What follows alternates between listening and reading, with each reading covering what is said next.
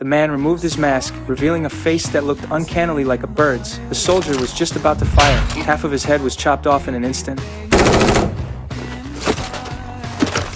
This was the signature ability of the Marukami clan, but as terrifyingly lethal as it was, at its core, it was nothing more than a portal. Over 1,000 years ago, the ancestors of the Marukami people encountered another intelligent life form. The villagers came to worship them as gods, while the gods treated the place as a colony, or perhaps an experiment site, and began making regular visits. To make it easier for their ships to land, they shaved off the top of Mount Marukami, creating a makeshift landing pad, and had the villagers hold an annual Tanabata festival, torches in hand, serving as human navigation beacons. As time went on, whether the gods had abandoned this place or their own civilization had crumbled, no one could say. The visits simply stopped. The villagers waited for years. To prevent their subjects from escaping or being discovered by the outside world, the gods had given them the ability of reach, but at the same time, planted deep within them a fear of opening the window to the outside. The villagers held on, always believing the gods would one day come to take them to their divine realm. So in every era, whenever an outsider tried to intrude or alter the landscape, they were met with fierce resistance. This power acted like a set of shackles, binding the villagers to the land, completely cut off from the outside world. But Sonoshi saw another layer to all of this. He believed the way to reach the god's realm was through the spatial orbs. It was just that some clan members were too weak to form an orb large enough to contain a human body, so they had repurposed the ability into a weapon. Now, if he could summon a spatial orb big enough, couldn't he take the entire village with him to the god's world?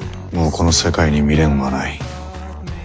向こうから迎えに来ないならこちらから出向く。やめろよ、リーキー。まだ入り口と決まったわけじゃない。死ぬぞ。Kyoko, however, didn't share that vision. She had been tormented by the fear of the outside for over 20 years, enduring the same loneliness and emptiness every single night. If going to the god's realm meant finally finding peace, she wanted in too. But there was no way I was going to let that happen. I'd worked too hard to find a girlfriend to just let her go like that. Besides, Kyoko had simply been stuck in that village too long. She hadn't seen what the outside world had to offer. Video games, binge-watching shows, traveling, shopping, wasn't any of that better than flying off to some alien planet? みんなこの世の広さを分かってない。広すぎて掃除すんのだって大変なんだよ。 In the end, I made her a promise. I would take her to experience every wonderful thing this world had to give. Those words, which came close to a marriage proposal, moved everyone there, and most importantly, they moved Kyoko. Watching it all unfold, Sonoshi found himself thinking about his own love. The look in Kyoko's mother's eyes before she disappeared, that quiet tenderness, was something he could never forget. What I said made Sonoshi realize that everyone deserves a place to belong. As for himself, all he wanted was one more chance to see the woman who had never left his heart. 気が変わったら後からおいで。As the spatial orb grew larger and larger, a staggering pressure swept through the air around them. The professor quickly called for everyone to fall back. In a blaze of blinding light, Sonoshi thought he caught a glimpse of the figure he had longed for all his life. From that moment on, he would never be alone again.